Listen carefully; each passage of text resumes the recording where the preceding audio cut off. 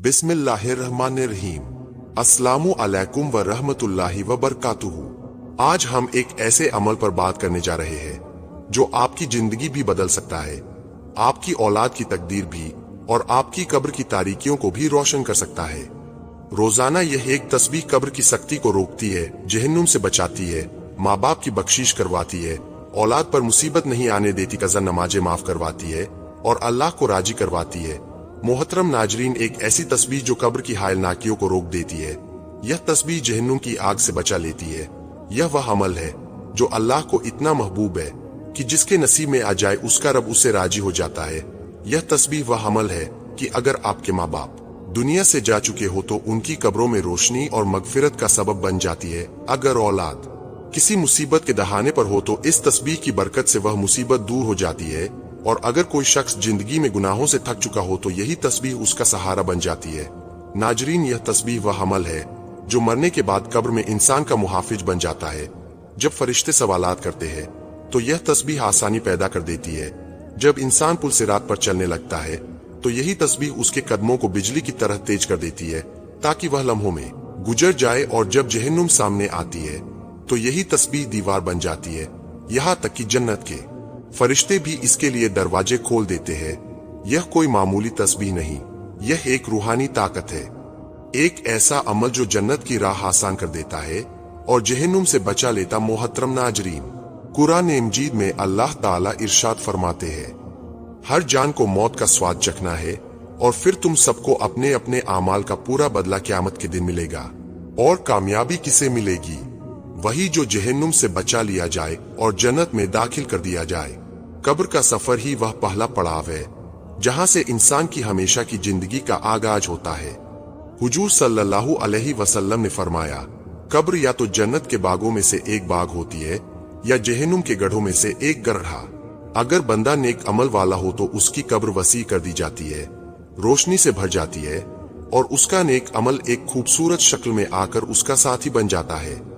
लेकिन अगर इंसान बदअमल हो, गुनाहों में डूबा हुआ हो तो कब्र तंग कर दी जाती है, अंधेरे से भर जाती है और उसके गुनाह उसकी कब्र का अजाब बन जाते हैं। ऐसे में एक चीज है जो इंसान को सुकून देती है, अल्लाह का जिक्र।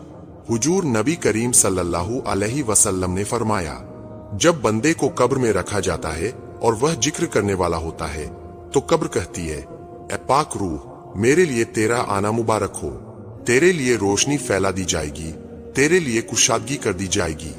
लेकिन अगर वह गाफिल था, गुनाहों का आदी था, तो कब्र कहती है, तू नापाक है, तेरे लिए अंधेरा है, तेरे लिए अजाब है।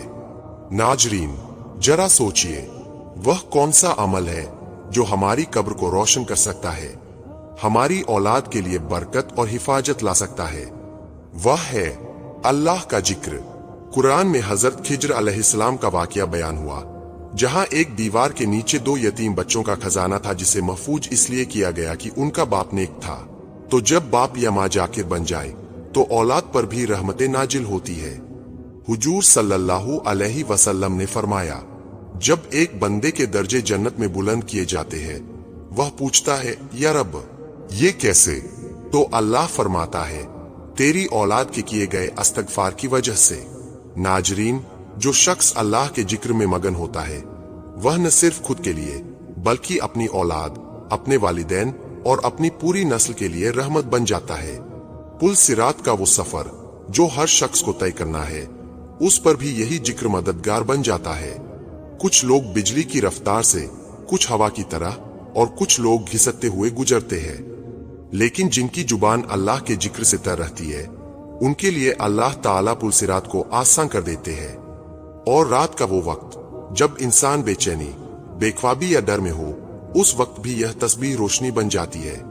हुजूर ने फरमाया, जो शख्स जिक्र करते हुए सोता है और किसी मुसीबत में जागता है फिर अल्लाह से दुआ करता है, उसकी दुआ कबूल होती है।